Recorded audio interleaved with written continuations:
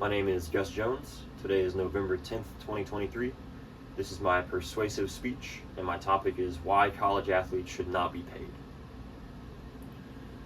Imagine someone gifts you a gift worth over $100,000. Would you be grateful, happy, and accepting of this gift? Or would you accuse them of mistreating you and demand more value? Hopefully all of you answered yes to the first option, but there's a group of people in this country that would answer yes to the second option. This is the same group of people that want college athletes to be paid. As someone who has been involved in athletics and the nature of it my entire life, I've been able to see firsthand how college athletes work. This is due to my many friends and colleagues who have played at the collegiate level and the amount of college athletic events I've been to.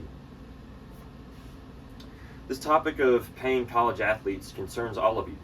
For those of you that are fans of college sports, it concerns you because paying college athletes could potentially ruin the game and what you like.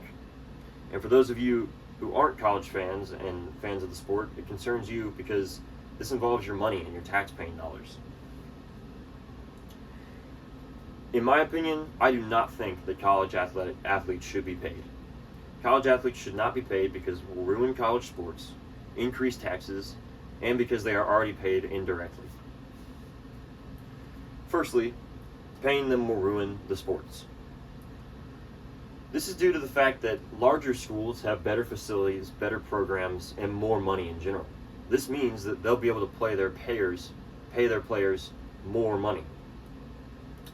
Smaller schools will start to lose athletes to the larger schools because they'll be able to bribe them with these larger, heftier amounts of money.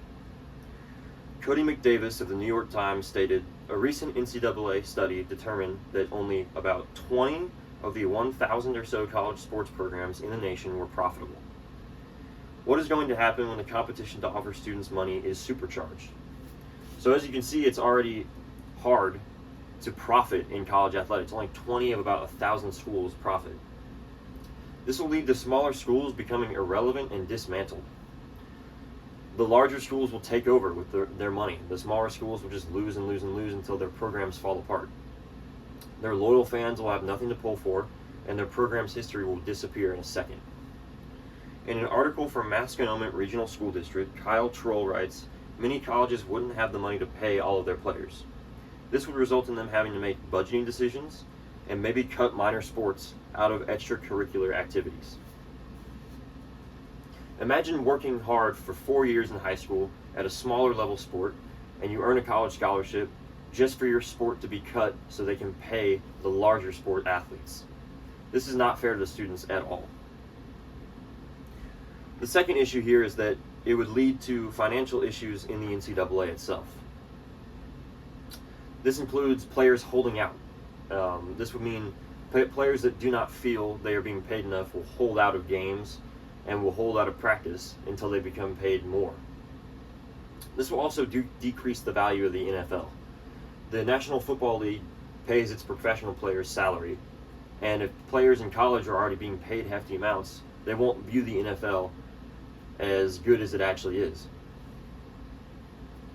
Paying college athletes will also raise taxes and prices. Tax prices for college are already pretty hefty, and if you throw in college athletes making a salary, taxes are just going to skyrocket even more.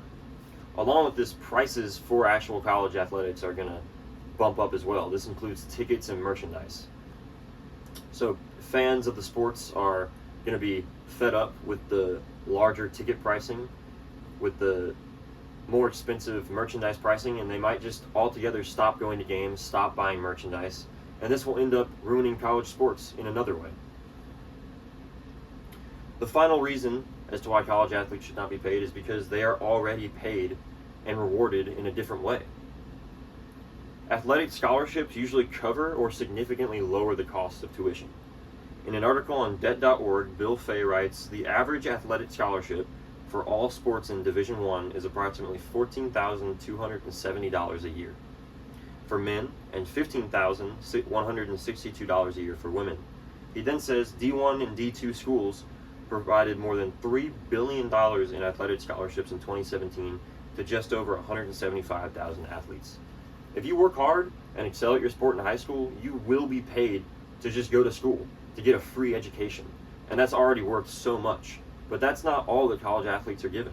They're also given free food and clothing. Tyler Conway of Bleacher Report writes, student athletes will now have unlimited access to meals provided by on-campus facilities. This privilege will extend to walk-on athletes as well. This means that college athletes eat completely for free when they're on campus. They don't have to spend a single dime on food. That's a huge reward. Also, they're given all these free clothes: shoes, socks, pants, shorts, t-shirts, and it's high quality as well. Brands like Nike, Under Armour, and Adidas. These clothes would cost hundreds and hundreds of dollars to the regular college goer, but because they are an athlete, they're provided free clothes. Lastly, they're given free travel experiences. College athletes get to travel all around the country for free. Free flights, free bus rides, and on top of that, they're given free hotel rooms to stay at and free food to eat at the hotels. This opens the door for many travel experiences and for lots of memories to be made. In conclusion, paying college athletes creates more problems than it fixes. This is because paying college athletes will ruin college sports and increase taxes. Plus, college athletes are already rewarded and paid in a different way. I would advise you all to be in support of keeping college athletes salary free. Not only for their good, but for your own good as well.